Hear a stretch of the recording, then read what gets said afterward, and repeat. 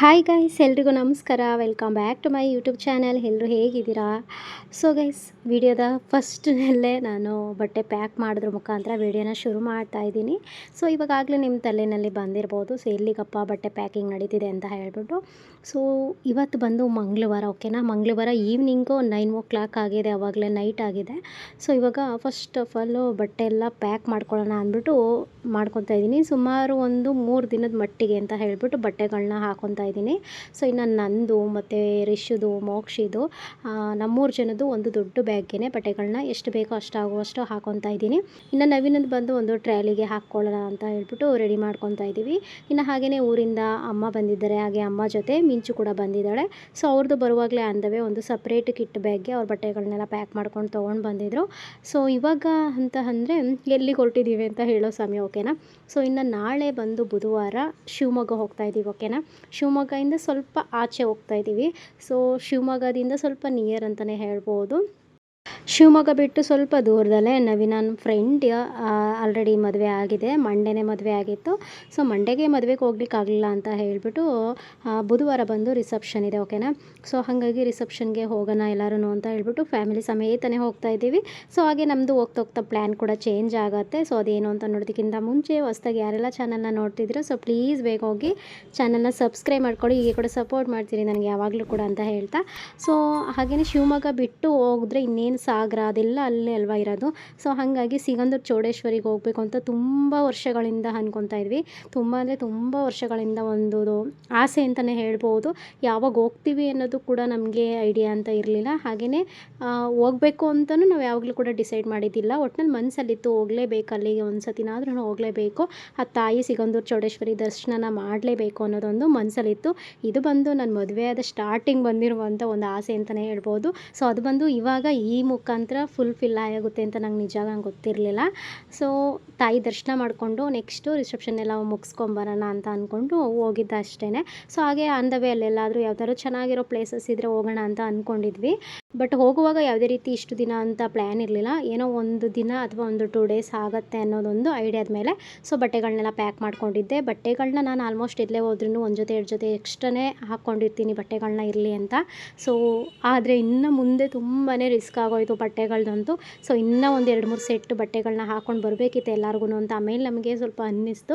ಏಕೆಂದರೆ ಒಂದು ಕಡೆ ಸ್ವಲ್ಪ ಲಾಂಗ್ ಅಂತ ಹೋದ್ಮೇಲೆ, ಲಾಂಗ್ ಜರ್ನಿ ಅಂತ ಹೋದ್ಮೇಲೆ, ಅದರಲ್ಲೂ ಮಕ್ಳುಗಳ ಜೊತೆ ಹೋದ್ಮೇಲೆ ಸ್ವಲ್ಪ ಎಕ್ಸ್ಟ್ರಾ ಬಟ್ಟೆಗಳಾಗಲಿ ಅಥವಾ ಎಕ್ಸ್ಟ್ರಾ ಏನಂತಾರೆ ಸ್ಲಿಪ್ಪರ್ಗಳಾಗಲಿ ಮತ್ತು ಎಕ್ಸ್ಟ್ರಾ ಏನೇ ಒಂದು ಮಕ್ಳಿಗೆ ಬೇಕಾಗಿರುವಂಥ ಕೆಲವೊಂದು ವಸ್ತುಗಳನ್ನ ತೊಗೊಂಡು ಹೋಗಬೇಕಾಗತ್ತೆ, ಕ್ಯಾರಿ ಮಾಡಬೇಕಾಗತ್ತೆ ಅವೆಲ್ಲನೂ ಕೂಡ.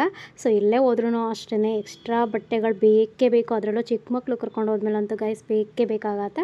ಹಾಗಾಗಿ ಇದೆಲ್ಲ ಸ್ವಲ್ಪ ನನಗೆ ಅವಾಗ ಅನ್ನಿಸ್ಲಿಲ್ಲ, ಬಟ್ ಹೋದ್ಮೇಲೆ ಅದೊಂದೇ ಎಕ್ಸ್ಪೀರಿಯೆನ್ಸ್ ಆಯಿತು. ಸೊ ಇವಾಗ ಗೊತ್ತಾಯ್ತು, ಇನ್ನು ನೆಕ್ಸ್ಟ್ ಟೈಮ್ ಹೋದಾಗ ಈ ಥರ ಲಾಂಗ್ ಜರ್ನಿ ಅಂತ ಹೋದಾಗ ನಿಜವಾಗ್ಲೂ ಈ ಥರ ಒಂದು 2-3 ಸೆಟ್ ಆಗಲಿ 2-3 ಜೊತೆ ಬಟ್ಟೆಗಳನ್ನ ಎಕ್ಸ್ಟ್ರಾ ಹಾಕ್ಕೊಂಡು ಹೋಗಲೇಬೇಕು ಅಂತ ನನಗೆ ಆಮೇಲೆ ಅನ್ನಿಸ್ತು. ಇನ್ನು ಹಾಗೆಯೇ ಹೊರಗಡೆ ಹೋಗೋ ಮುಂಚೆ ನನಗೊಂದು ಅಭ್ಯಾಸ ಇದೆ, ಏನಪ್ಪ ಅಂದರೆ ಮನೇಲಿ ದೇವ್ರ ದೀಪನ ಹಚ್ಬಿಟ್ಟೆ ಹೋಗಬೇಕು ಅನ್ನೋದೊಂದಿತ್ತು. ಸೊ ಹಾಗಾಗಿ ಊಟ ಎಲ್ಲ ಮುಗಿಸ್ಕೊಂಡು ನಂತರ ಇರೋಬರೋ ಪಾತ್ರೆನೆಲ್ಲ ಕ್ಲೀನಾಗಿ ತೊಳೆದಿಕ್ಕಿ ಸೊ ಮನೆಯನ್ನೆಲ್ಲ ಮಾಫ್ ಮಾಡಿ ಎಲ್ಲರೂ ಕೂಡ ಫ್ರೆಶ್ ಆಫ್ ಆಗಿದ್ದಾಯಿತು. ಸೊ ಹಾಗೆಯೇ ಎಲ್ಲ ಕೂಡ ರೆಡಿ ಆಯಿತು, ಲಗೇಜ್ ಕೂಡ ರೆಡಿ ಆಗಿತ್ತಲ್ಲ. ಸೊ ಹಾಗೆಯೇ ಇನ್ನು ಸ್ವಲ್ಪ ದೇವ್ರ ಮನೇಲಿ ದೀಪ ಹಚ್ಬಿಟ್ಟು ಹೋಗೋಣ ದೇವ್ರಿಗೆ ಕೈ ಮುಗಿದು ಅಂತ ಹೇಳಿಬಿಟ್ಟು ಸೊ ಹಿಂದೆ ಬಟನ್ಸ್ ಹೂನೇನೋ ತಂದಿಟ್ಟಿದ್ದೆ ಫ್ರಿಡ್ಜಲ್ಲಿ. ಸೊ ಅದನ್ನೇ ಒಂದೊಂದು ಹೂ ದೇವ್ರ ಹತ್ರ ಇಟ್ಟು ಪೂಜೆನ ಮಾಡಿಕೊಂಡೆ ಸಿಂಪಲಾಗೆ. ಇದು ಬಂದು ಮಿಡ್ ನೈಟಲ್ಲಿ ಮಾಡ್ತಾ ಇರುವಂಥ ಪೂಜೆ. ಸುಮಾರು ಬಂದಿದ್ದು 12 o'clock ಕರೆಕ್ಟಾಗಿ 11:30, 11:45 ಹತ್ತತ್ರ ನಾನು ಪೂಜೆನ ಮಾಡ್ತಾಯಿದ್ದೀನಿ. ನಾವು ಮನೆಯಿಂದ ಸ್ವಲ್ಪ ಡೋರ್ನೆಲ್ಲ ಕ್ಲೋಸ್ ಮಾಡಿಕೊಂಡು ನಾವು ಗಾಡಿ ಹತ್ತಷ್ಟರಲ್ಲಿ ಸೇಮ್ ಕರೆಕ್ಟಾಗಿ 12 ಗಂಟೆ ಹಾಗೆ ಹೋಯಿತು. ಸೊ ಇನ್ನು ಹಾಗೆಯೇ ಎಲ್ಲರೂ ಕೂಡ ರೆಡಿ ಆದ್ವಿ. ಫೈನಲಿ ಹೊರಡೋಣ ಅಂತ ಲಗೇಜ್ ಎಲ್ಲ ತಂದಿಟ್ಕೊಂಡ್ವಿ. ಇನ್ನು ಹೋಗೋ ಮುಂಚೆ ಒಂದು ಸ್ಮಾಲ್ ಕ್ಲಿಪ್ಪಿಂಗ್ಸ್ ಅಂತಲೇ ಹೇಳ್ಬೋದು. ಹಾಗೆಯೇ ಸ್ವಲ್ಪ ವಾಟರ್ ಬಾಟಲ್ಗಳನ್ನೆಲ್ಲ ಇಲ್ಲೇ ಮನೇಲೇ ಸ್ವಲ್ಪ ಖಾಲಿ ಬಾಟಲ್ಗೆ ನೀರು ತುಂಬಿಸ್ಕೊಂಡಿದ್ವಿ. ಇನ್ನು ಮಿಕ್ಕಿರುವಂಥ ಒಂದು ಕೇಸ್ ವಾಟರ್ ಬಾಟಲ್ನ ಕೂಡ ಗಾಡಿಗೆ ಹಾಕ್ಕೊಂಡ್ವಿ. ಯಾಕೆಂದರೆ ಮಕ್ಕಳಿರುವಾಗ ಇವಾಗ ಬೇರೆ ಸಮ್ಮರ್ ಅಲ್ವಾ, ಹೆವಿ ನೀರನ್ನ ಕುಡಿತಾ ಇರಬೇಕಾಗತ್ತೆ. ಹಾಗಾಗಿ ಅಲ್ಲೆಲ್ಲೂ ನಾವು ಹೋದ ಕಡೆ ನೀರು ಇರುತ್ತಾ ಸಿಗಲ್ವಾ ಅಂತ ಅನ್ನೋ ಡೌಟ್ ಮೇಲೆ ಸೊ ಗಾಡೀಲಿದ್ದರೆ ಯಾವಾಗ ಬೇಕಿರೋ ತೊಗೊಂಡು ಯೂಸ್ ಮಾಡ್ಕೊಂಡು ಮಾಡ್ಕೊಬೋದು ಅಂತ ಗಾಡಿಗೆ ಹಾಕ್ಕೊಂಡ್ವಿ ವಾಟರ್ ಬಾಟಲ್ನ. ಇನ್ನು ಹಾಗೆಯೇ ಅಮ್ಮನ ಬಂದು ಸಿಗಂದೂರ್ಗೆ ಒಂದು ಸತಿನೂ ಹೋಗಿರಲಿಲ್ಲ. ಹಾಗಾಗಿ ನನಗೆಲ್ಲೇ ಹೋದ್ರೂ ಈ ಥರ ನಮ್ಮ ಅಮ್ಮನ ಮಿಸ್ ಮಾಡದೆ ಹೋಗಲಿಕ್ಕೆ ಮನಸ್ಸೇ ಬರಲ್ಲ.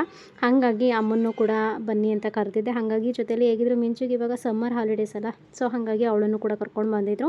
ಹಾಗೆಯೇ ಇನ್ನು ನವೀನನ ಫ್ರೆಂಡ್, ಓಕೆನಾ, ನವೀನನ ಫ್ರೆಂಡ್ ಅಂತ ಹೇಳಿದ್ರೆ ತುಂಬ ಪರಿಚಯ ಅಂತಲೇ ಹೇಳ್ಬೋದು. ಸೊ ಹಾಗೆಯೇ ನನಗೂ ಒಂಥರ ತಮ್ಮ ಥರನೇ, ಬ್ರದರ್ ಥರನೇ ಅಂತಲೇ ಹೇಳ್ಬೋದು. ಸೊ ಏಕೆಂದರೆ ಡ್ರೈವಿಂಗ್ ಮಾಡಲಿಕ್ಕೆ ಅಷ್ಟು ಲಾಂಗ್ ಜರ್ನಿನಲ್ಲಿ ಇಬ್ಬರು ಬೇಕೇ ಬೇಕಾಗುತ್ತೆ. ಏಕೆಂದರೆ ಒಬ್ಬರು ನಿದ್ದೆ ಮಾಡ್ಕೊಳ್ಳುವಂಥ ಟೈಮಲ್ಲಿ ಇನ್ನೊಬ್ಬರು ಗಾಡಿನ ಓಡಿಸ್ಕೊಂಬರ್ಬೋದು. ಸೊ ಹಾಗೆಯೇ ಈ ಥರ ಬ್ಯಾಲೆನ್ಸ್ ಮಾಡಿದ್ರೆ ಇಬ್ಬರಿಗೂ ಈಸಿ ಆಗುತ್ತೆ. ಒಬ್ಬರೇ ಲಾಂಗ್ ಜರ್ನಿ 2-3 ಡೇಸ್ ಅಂತ ಅಂದರೆ ಸಿಕ್ಕಾಪಟ್ಟೆ ಕಷ್ಟ, ರಿಸ್ಕ್ ಅನಿಸ್ಬಿಡುತ್ತೆ. ಹಾಗೆಯೇ ನಾವು ಜಾಸ್ತಿ ಪ್ಲೇಸಸ್ಗಳನ್ನ ನೋಡಲಿಕ್ಕಾಗಲಿ ಎಂಜಾಯ್ ಮಾಡಲಿಕ್ಕಾಗಲಿ ಆಗಲ್ಲ. ಸೊ ಒಬ್ಬರು ಬಿಟ್ಟು ಒಬ್ಬರು ಗಾಡಿನ ಓಡಿಸಿದ್ರೆ ಅವ್ರಿಗೂ ಸ್ವಲ್ಪ ರೆಸ್ಟ್ ಸಿಕ್ತಂಗೆ ಆಗುತ್ತೆ ಮಧ್ಯ ಮಧ್ಯ ಅಂತ ಹೇಳಿಬಿಟ್ಟು ಹೊರಟಿದ್ದೀವಿ. ಇನ್ನು ನೈಟ್ ಜರ್ನಿ ಏನಕ್ಕೆ ಸೆಲೆಕ್ಟ್ ಮಾಡ್ಕೊಂಡಿದ್ದು ಅಂದರೆ ಮಕ್ಕಳೆಲ್ಲ ಮಲಗುವಂಥ ಸಮಯ ಅಲ್ವಾ. ಸೊ ಆಲ್ಮೋಸ್ಟ್ ಮಲ್ಕೊಂಡ್ಬಿಡ್ತಾರೆ. ಈಗ ಗೊತ್ತಾಗಲ್ಲ, ಜರ್ನಿ ಮಾಡಿದವ್ರಿಗೆ ಗೊತ್ತಾಗಲ್ಲ ನೈಟ್ ಟೈಮ್ ಹೋದರೆ. ಸೊ ಹಾಗಾಗಿ ನೈಟು ಹೊರಟ್ವಿ. ಆದರೂ ಸಿಕ್ಕಾಪಟ್ಟೆ ಕಷ್ಟ ಆಗೋಯಿತು. ಏನಕ್ಕಂದ್ರೆ ಆರಾಮ್ಸೆ ಕಾರಲ್ಲಿ ಹೋಗ್ತೀವಿ ಅಂದರೆ ಒಂದು 3 ಜನ, ಒಂದು 4 ಜನ ಆರಾಮ್ಸೆ ಮಲ್ಕೊಂಡು ಕೂತ್ಕೊಂಡು ಹೋಗ್ಬೋದು. ಈ ರೀತಿ ಮಕ್ಳುಗಳ್ನೆಲ್ಲ ತುಂಬ್ಕೊಂಡು ಹೋಗ್ತೀವಿ ಅಂದರೆ ನಿಜ ಆಗಲ್ಲ. ದೊಡ್ಡ ಗಾಡಿ ಇದ್ದರೆ ಪರವಾಗಿಲ್ಲ, ಬಟ್ ಹೇಗೋ ಅಷ್ಟೊಂದು ನಮಗೆ ತೀರಾ ರಿಸ್ಕ್ ಅಂತ ಅನ್ನಿಸ್ಲಿಲ್ಲ. ಪರವಾಗಿಲ್ಲ, ಒಟ್ನಲ್ಲಿ ಬ್ಯಾಲೆನ್ಸ್ ಆಯಿತು ಅಂತಲೇ ಹೇಳ್ಬೋದು. ಎಷ್ಟು ಟೈಮ್ ಇವಾಗ? ಟೈಮ್ ಎಷ್ಟು ಇವಾಗ ವಿಶಾಲ? 3:30ನಾ? 3:30. ಕೂತು ಸಾಕಾಗಿ ಸ್ವಲ್ಪ ರೆಸ್ಟ್ ಮಾಡೋಕ್ಕೆ ಎದ್ದಿರೋದು.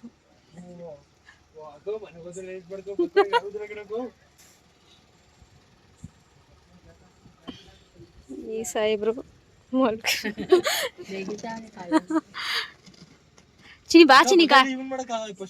ಇನ್ನು ನಮ್ಮ ರಿಷು ಅಂತೂ ಎಲ್ಲಿ ಜಾಗ ಸಿಕ್ಕತ್ತೆ ಅಲ್ಲಿ ಮಲ್ಕೊಂಡ್ಬಿಡ್ತಿದ್ದ. ಒಟ್ನಲ್ಲಿ ನಮಗೆಲ್ಲದಕ್ಕೂ ಕಂಪೇರ್ ಮಾಡಿದ್ರೆ ಜಾಸ್ತಿ ನಿದ್ದೆ ಮಾಡಿರೋದು ಬರೋ ತನಕ ರಿಷು ಒಬ್ಬನೇ. ಅಷ್ಟು ಕಂಫರ್ಟಬಲಾಗಿ ಚೆನ್ನಾಗಿ ನಿದ್ದೆ ಮಾಡಿದಾರೆ ಅವನು. ಇನ್ನು ಹಾಗೆ ಅಂದವೇ ಮಿಡ್ ನೈಟ್ ಇದು, ಓಕೆನಾ. ಸುಮಾರು ಬಂದು 3:30-3:45 ಸಮಯ ಇದು. ಸೊ ಒಂದು ಬೇಕ್ರಿ ಓಪನ್ ಇತ್ತು. ಆ ಕಡೆ ಎಲ್ಲ ಬೇಗನೆ ಈ ರೀತಿ ಬೇಕ್ರಿಗಳನ್ನ ಓಪನ್ ಮಾಡಿಬಿಡ್ತಾರೆ. ಇದು ಬಂದು ಹೈವೇನೆಲ್ಲ ಇರುವಂಥ ಬೇಕ್ರಿ, ಚಿತ್ರದುರ್ಗ ಬಿಟ್ಟು ಸ್ವಲ್ಪ ಮುಂದೆ ಹೋದ್ಮೇಲೆ. ಸೊ ಹಾಗಾಗಿ ನಮ್ಮ ಮಕ್ಳುಗಳೆಲ್ಲ ಇದ್ರಲ್ಲ, ಸ್ವಲ್ಪ ಏನಾದ್ರೂ ಸ್ನ್ಯಾಕ್ಸ್ ತೊಗೊಳ್ಳೋಣ ಅಂತ ಅಂದ್ಬಿಟ್ಟು ಬಿಸ್ಕೆಟು ಮತ್ತು ಬೇಕಾಗಿರುವಂಥ ಕೆಲವೊಂದಷ್ಟು ಸ್ನ್ಯಾಕ್ಸ್ಗಳನ್ನ ತೊಗೊಂಡ್ರೆ ಹೋಗ್ತಾ ಅಂದವೇ ಮಾರ್ನಿಂಗೆಲ್ಲ ಕೊಟ್ಕೊಂಡು ಹೋಗ್ಬೋದು, ಒಳಗಡೆನೆ ಕಾರಲ್ಲಿ ತಿಂತಿರ್ತಾರೆ ಅಂತ ಹೇಳ್ಬಿಟ್ಟು ತೊಗೊಂಡಿದ್ದಾಯಿತು. ಇನ್ನು ಎವಿ ನಿದ್ದೆ ಗೈಸ್, ನಮ್ಗೆ ಗೊತ್ತೇ ಇಲ್ಲ, ಎಲ್ಲರೂ ಮಲ್ಕೊಂಡ್ಬಿಟ್ಟಿದ್ದೀವಿ. ಇನ್ನೇನು ಹತ್ತತ್ರ ಸಿಗಂದೂರಿಗೆ ರೀಚ್ ಆಗಬೇಕು. ಸೊ ಇದು ಬಂದು ಶಿವಮೊಗ್ಗ, ಓಕೆನಾ. ಇನ್ನೇನು ಸಿಗಂದೂರು ರೀಚ್ ಆಗಬೇಕು. ಸೊ ಅಷ್ಟರಲ್ಲಿ ಎವಿ ನಿದ್ದೆ ಬರ್ತಿದೆ ಎಲ್ಲರಿಗೂ. ಬೆಳಗಿನ ಜಾವ ಅಂತೂ ಸಿಕ್ಕಾಪಟ್ಟೆ ನಿದ್ದೆ ಇರುತ್ತೆ ಎಲ್ಲರಿಗೂ. ಹಾಗಾಗಿ ನಮಗೆ ಗೊತ್ತೇ ಇಲ್ಲ, ಗಾಡಿನ ಎಲ್ಲೋ ಒಂದು ಕಡೆ ಸೈಡಲ್ಲಿ ಹೈವೇನಲ್ಲೇ ಪಾರ್ಕ್ ಮಾಡಿ ಮಲ್ಕೊಂಡ್ಬಿಟ್ಟಿದ್ದಾರೆ. ಇನ್ನು ಬೆಳಿಗ್ಗೆ ಆಯಿತು, ಸ್ವಲ್ಪ ಎಚ್ಚರ ಆಯಿತು. ಹಾಗೆ ಎದ್ದು ಸ್ವಲ್ಪ ತಣ್ಣಗೆ ಗಾಳಿ ತೊಗೊಳ್ಳೋಣ ಅಂದ್ಬಿಟ್ಟು ಎದ್ದು ಬಂದೆ ನಾನು ಕೂಡ. Good morning. ಸೊ ಇವಾಗ ಎಲ್ಲಿದ್ದೀವಿ ಅಂತಲೇ ಗೊತ್ತಿಲ್ಲ. ನೈಟೆಲ್ಲ ಜರ್ನಿ, 8 ಅವರ್ ಜರ್ನಿ. ಸೊ ಇಲ್ಲಿಗೆ ಹೋಗ್ತಿದ್ದೀವಿ ಅಂದರೆ ಬ್ಯಾಂಗ್ಳೂರ್ ಟು ಸಿಗಂದೂರು ಚೌಡೇಶ್ವರಿಗೆ ಹೋಗ್ತಾ ಇದ್ದೀವಿ. ಸೊ ಅಂದವೇ ಹಂಗೆ ಬರ್ತಿದ್ವಲ್ಲ, ಸೊ ಹಾಗಾಗಿ ಸ್ವಲ್ಪ ನಿದ್ದೆ ಅಂತ ಹೇಳ್ಬಿಟ್ಟು ಎಲ್ಲ ಗಾಡಿನ ಹೈವೇಲಿ ಪಾರ್ಕ್ ಮಾಡಿ ಸ್ವಲ್ಪ ನಿದ್ದೆ ಮಾಡ್ತಾ ಇರೋದಾಯಿತು. ಇವಾಗ ಮೇಬಿ ಬಂದು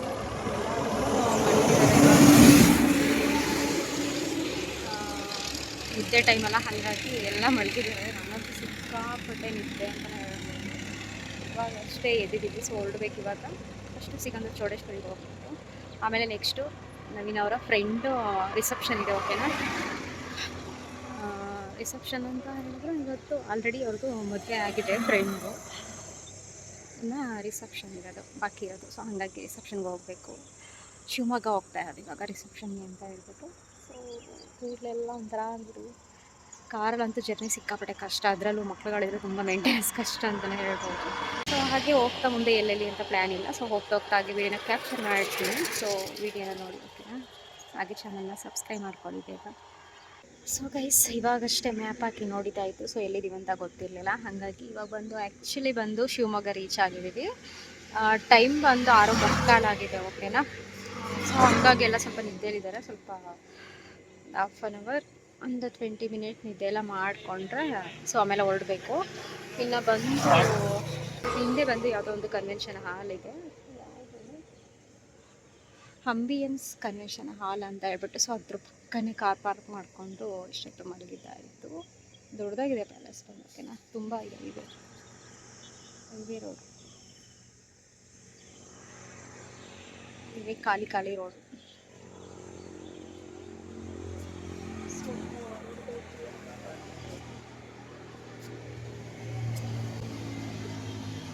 ಎಲ್ಲರೂ ಮಲ್ಕೊಡ್ತಾರೆ. ಮೋಕ್ಷಿಗಂತೂ ಎಚ್ಚರನೇ ಇಲ್ಲ. ರಿಶು ಅಂತೂ ಚೆನ್ನಾಗಿ ನಿದ್ದೆ ಮಾಡಿದ್ದಾನೆ, ನಾನು ಪರವಾಗಿಲ್ಲ ನಿದ್ದೆ ಮಾಡಿದ್ದೀನಿ. ಇವರಿಬ್ರು ಡ್ರೈವರ್ಗಳು ಸೋಗಯ್ಯ. ನೈಟ್ ಎಲ್ಲ ಡ್ರೈವಿಂಗ್ ಮಾಡಿ ಪಾಪ ಸುಸ್ತಾಗಿದ್ದಾರೆ, ಹಂಗಾಗಿ ಮಲ್ಕೊಳ್ಳಿ ಅಂತ ಅಂದ್ಕೊಂಡಿದ್ದೀವಿ. ಸೊ ಇನ್ನು ನವೀನ ಮತ್ತು ನನಗೆ ನವೀನ ಫ್ರೆಂಡು ಓಕೆನಾ ಬಂದಿರೋದು. ನವೀನ ಮತ್ತೆ ಫ್ರೆಂಡು, ನಾನು, ಹುಡುಗರು ಮತ್ತು ಅಮ್ಮ ಬಂದಿದ್ದಾರೆ ಊರಿಂದ. ಹಾಗೆ ಮಿಂಚು ಬಂದಿದ್ದಾಳೆ, ಮಿಂಚಿನ ಕರ್ಕೊಂಡ್ಬಂದಿದ್ವಿ. ನವೀನ ಫ್ರೆಂಡು ಅಂತ ಹೇಳಿದ್ರೆ ಸೊ ಬ್ರದರ್ ಥರನೇ ಅಂತ ಹೇಳ್ಬೋದು, ನನಗೂ ಕೂಡ ನವೀನ್ ಕೂಡ. ಸೊ ಇಬ್ಬರು ಶಿಫ್ಟ್ ವೈಸ್ ಓಕೆನಾ. ಅವರೊಂದು 4-5 ಅವರ್ಸ್ ಡ್ರೈವಿಂಗ್ ಮಾಡಿದ್ದಾಯ್ತು ನೈಟು. ಆಮೇಲೆ ನವೀನ ಮಾಡಿ ಇವಾಗೆಲ್ಲ ಪಾರ್ಕ್ ಮಾಡಿದ್ದಾಯ್ತು ಸೈಡಿಗೆ. ಸೊ ಇವಾಗ ಜರ್ನಿ ಸ್ಟಾರ್ಟ್ ಆಗುತ್ತೆ, ಹೊರಡ್ಬೇಕು ಇವಾಗ. ಇನ್ನು ನಮ್ಮ ಮೋಕ್ಷಿ ನೋಡಿ ಹೆಂಗೆ ಮಲಗಿದ್ದಾನೆ ಅಂತ. ಸೊ ಒಂಥರ ಕ್ಯೂಟಾಗಿ ಬಾಯಿ ಬಿಟ್ಕೊಂಡು ಮಲಗಿದ್ದಾನೆ. ಸೊ ಇನ್ನು ಹಾಗೆಯೇ 8 hour journey Bengaluru to Sigandur ಚೌಡೇಶ್ವರಿಗೆ ಕರೆಕ್ಟಾಗಿ 8 ಅವರ್ ಜರ್ನಿ ಆಗುತ್ತೆ. ಸೊ ಇನ್ನೇನು ಹತ್ತತ್ರ 6:45-7 ಗಂಟೆ ಸಮಯ ಆಗೈತಿ. ಇವ್ರು ಇನ್ನೂ ಎಬ್ಬಿಸಿದ್ರು, ಎಷ್ಟೇ ಎಬ್ಸಿದ್ರು ಎದ್ದೇಳ್ತಾನೆ ಇರಲಿಲ್ಲ. ಸೊ ಇನ್ನೇನು ಮಾಡಲಿ ನಾನು ತಾನೆ ಅಂತ ಹೇಳಿ ಹಾಗೆ ಸುಮ್ಮನೆ ತಣ್ಣಗೆ ಗಾಳಿ ಬೀಸ್ತಿತ್ತಲ್ಲ, ಬೆಳಗಿನ ಜಾವದ ಗಾಳಿ ಒಂಥರ ಫ್ರೆಶ್ಶಾಗಿ ಚೆನ್ನಾಗಿರುತ್ತೆ. ಹಾಗೆ ಸುಮ್ಮನೆ ವಾಕ್ ಮಾಡ್ತಾಯಿದ್ದೆ ಹೈವೇನೆಲ್ಲ.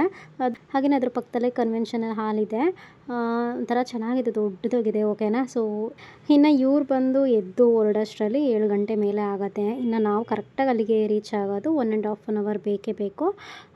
ಸೊ ಅಂದರೆ ಒಂದು 8:30ಇಂದ 9 ಗಂಟೆ ಅಂತ ಮ್ಯಾಕ್ಸಿಮಮ್ ಟೈಮು ಅಲ್ಲಿಗೆ ರೀಚ್ ಆಗ್ತೀವಿ ಸಿಗಂದೂರಿಗೆ ಅಂತ ಹೇಳಿಬಿಟ್ಟು.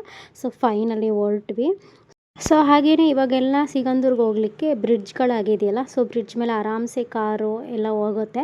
ಸೊ ಹಾಗೆಯೇ ಇನ್ನು ಬೋಟ್ಗಳಲ್ಲೆಲ್ಲ ಹೋಗ್ತಾರೆ, ಕಾರ್ನೆಲ್ಲ ತೊಗೊಂಡು, ಬೈಕು ಕಾರು ಎಲ್ಲನೂ ಕೂಡ ತೊಗೊಂಡು ಬೋಟ್ನಲ್ಲಿ ಈ ಕಡೆಯಿಂದ ಆ ಕಡೆ ದಡಕ್ಕೆ ಬಿಡ್ತಿದ್ರಂತೆ ಅವಾಗೆಲ್ಲ.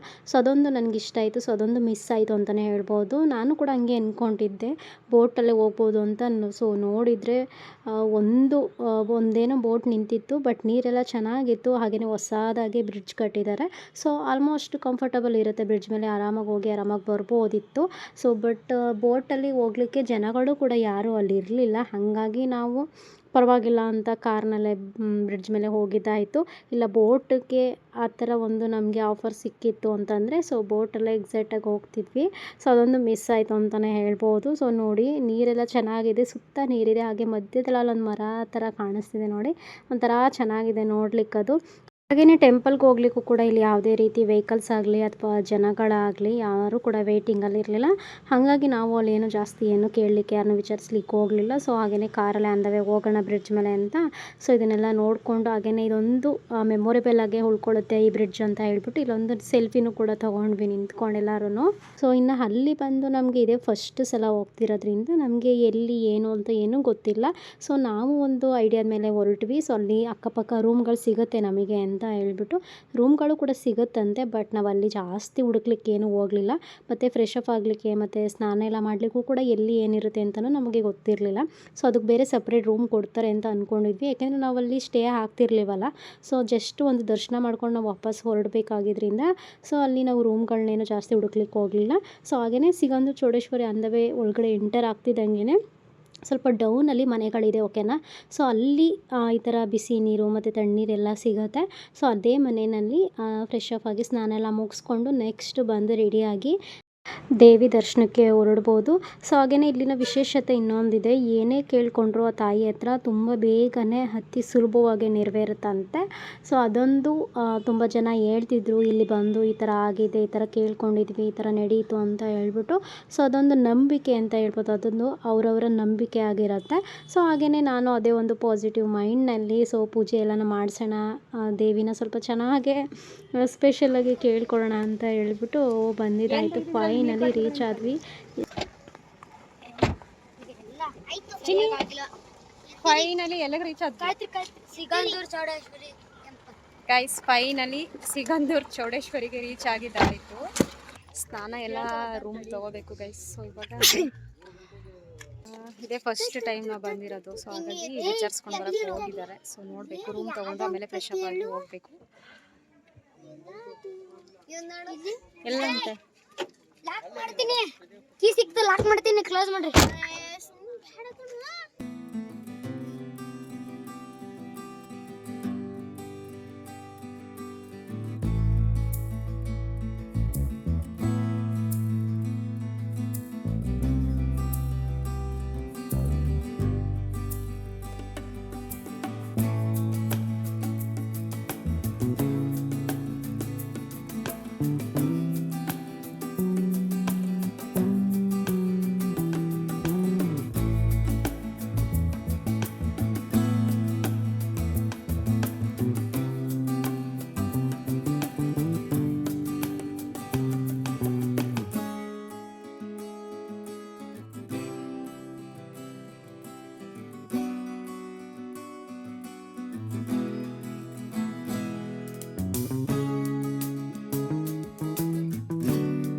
ಅವರು ಅಲ್ಲಿ ಯಾಕೋ ಇದ್ದು ಬತ್ತವ್ರ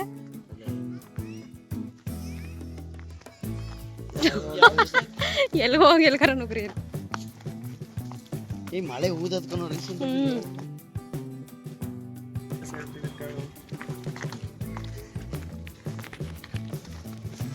ಅಲ್ಲ ಇಲ್ಲಿ ಈ ತರ ರೂಮ್ಗಳು ಇರ್ಬೇಕು ತಾನೆ ಇಲ್ಲಿ ಫೇಮಸ್ ದೇವಸ್ಥಾನ.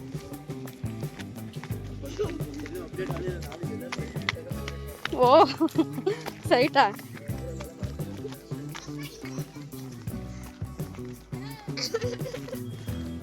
ಇದು ಹೇಳ್ಕೊಂಡು ಬಾ ಅಂತಾನೆ.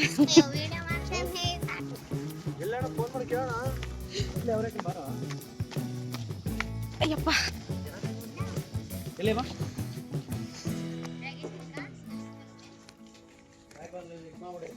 ಇನ್ನು ಬಂದು ಎಲ್ಲರೂ ಒಬ್ಬೊಬ್ಬರಾಗೆ ಸ್ನಾನ ಎಲ್ಲ ಮುಗಿಸ್ಕೊಂಡ್ವಿ. ಸೊ ಒಳಗಡೆ ಏನು ವೀಡಿಯೋನ ಮಾಡ್ಲಿಕ್ಕೆ ಹೋಗಲಿಲ್ಲ, ಯಾಕೆಂದರೆ ಅದೊಂದು ಮನೆ ಚೆನ್ನಾಗಿದೆ, ಒಂದು ಮನೆ ದೊಡ್ಡ ಮನೆಯೇ.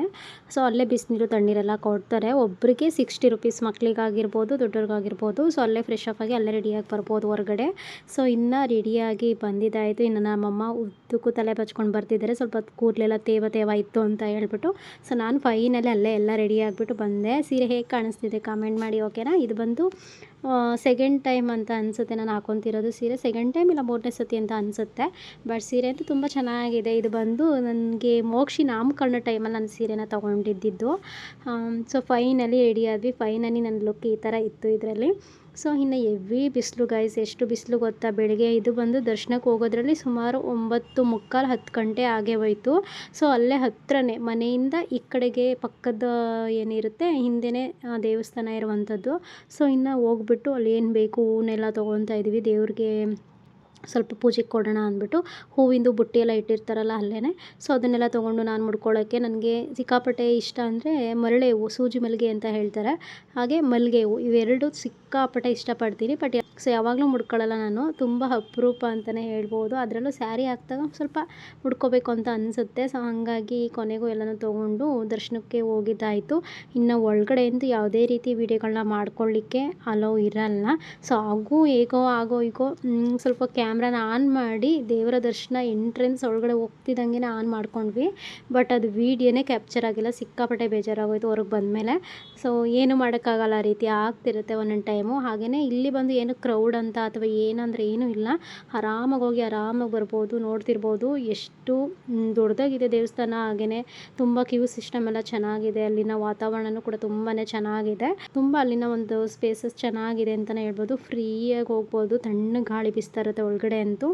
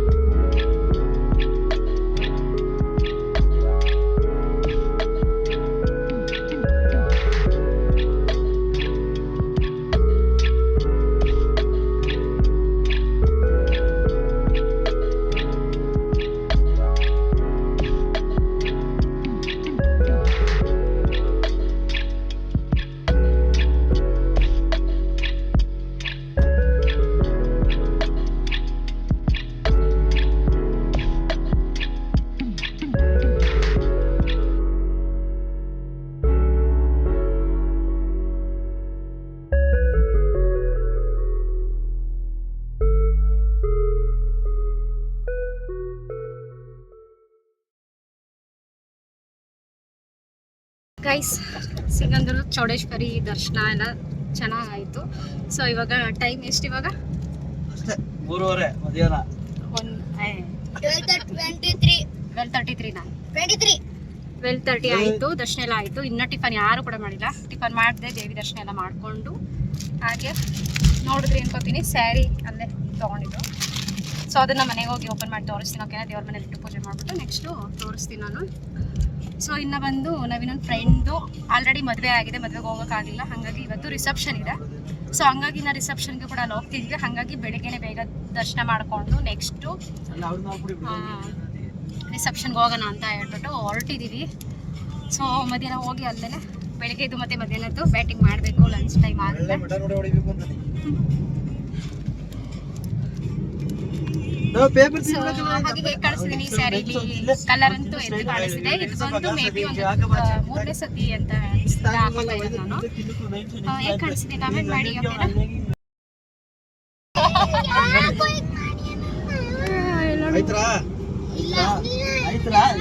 ಅವನಿಗೆ ಪೇಪರ್ ಹರ್ಕೊಡು.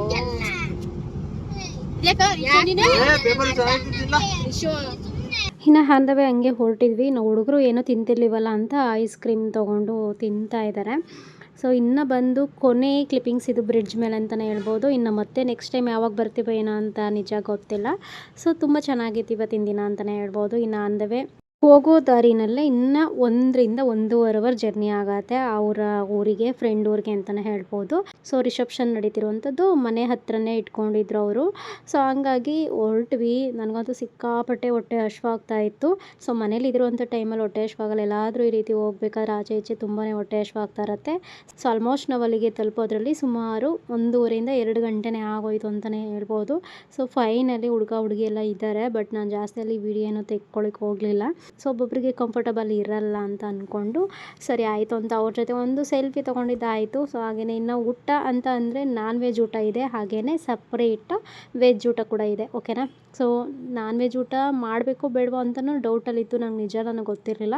ಕೆಲವ್ರು ಹೇಳ್ತಿದ್ರು ದೇವಸ್ಥಾನದ ದರ್ಶನ ಎಲ್ಲ ಮುಗಿಸ್ಕೊಂಡು ಬಂದು ನಾನ್ ವೆಜ್ ಊಟ ತಿನ್ನಬೇಕು ಅಂತ ಹೇಳ್ತಾರೆ. ಇನ್ನು ಕೆಲವರು ದೇವಸ್ಥಾನಕ್ಕೆ ಹೋಗಿ ಬಂದು ನಾನ್ ವೆಜ್ ತಿನ್ನಬಾರ್ದು ಅಂತ ಹೇಳ್ತಾರೆ. ಸೊ ಯಾವ್ದು ಸರಿ ಯಾವ ತಪ್ಪು ಅಂತ ಗೊತ್ತಿಲ್ಲ. ಬಟ್ ಏನಕ್ಕಂತ ಇಷ್ಟು ದೂರ ಬಂದು ದೇವಿ ದರ್ಶನ ಮಾಡಿದ್ದೀವಿ, ಸುಮ್ಮನೆ ನಾನ್ ವೆಜ್ ಊಟ ತಿಂದರೆ ಏನಾದರೂ ತಪ್ಪಾಗ್ಬೋದು, ಏನಾದರೂ ಆಗುತ್ತೆ ಅನ್ನೋ ಒಂದು ನೆಗೆಟಿವ್ ಥಾಟಲ್ಲಿ ಸೊ ಬೇಡ ಅಂತ ಹೇಳಿ ತಿಳಿ ಸಾಂಬಾರು ಮತ್ತು ರೈಸ್, ಹಪ್ಪಳ ಎಲ್ಲ ಬೇರೆ ಒಂದು ಪಲ್ಯ ಎಲ್ಲ ಇತ್ತು. ಹಾಗಾಗಿ ವೆಜ್ ಊಟನೇ ಮಾಡ್ಕೊಂಡ್ವಿ. ಇನ್ನು ಎಲ್ಲರದು ಊಟ ಎಲ್ಲ ಆಯಿತು. ಇನ್ನು ಊಟ ಮಾಡಿ ಸ್ವಲ್ಪ ಒಂದು 10 ನಿಮಿಷ, ಒಂದು 1/4 ಗಂಟೆನಾದರೂ ಕೂರೋಣ ಅಂತ ಹೇಳ್ಬಿಟ್ಟು ಎಲ್ಲರೂ ಕೂತ್ಕೊಂಡು ಮಾತಾಡ್ತಾ ಇದ್ವಿ. ಸೊ ಯಾಕೆಂದರೆ ಒಂದೇ ಸಮ ಅಲ್ಲಿಂದನೋ ಗಾಡಿ ಓಡಿಸ್ಕೊಂಡು ಬಂದಿದ್ರು, ಅಷ್ಟು ಕಿಲೋಮೀಟರ್ಸ್ ಎಲ್ಲ. ಸೊ ಎಲ್ಲೂ ಕೂಡ ರೆಸ್ಟ್ ಸಿಕ್ತಂಗೆ ಅನಿಸಿರಲಿಲ್ಲ. ಹಾಗಾಗಿ ಇಲ್ಲಿ ಸ್ವಲ್ಪ ಒಂದು 1/2 ಅವರ್ 1 ಅವರ್ ಸ್ವಲ್ಪ ಟೈಮ್ ಸ್ಪೆಂಡ್ ಮಾಡೋಣ ಅಂತ ಹೇಳ್ಬಿಟ್ಟು ಸೊ ಇಲ್ಲಿ ಕೂತ್ಕೊಂಡು ಎಲ್ಲರೂ ಮಾತಾಡ್ತಿದ್ವಿ.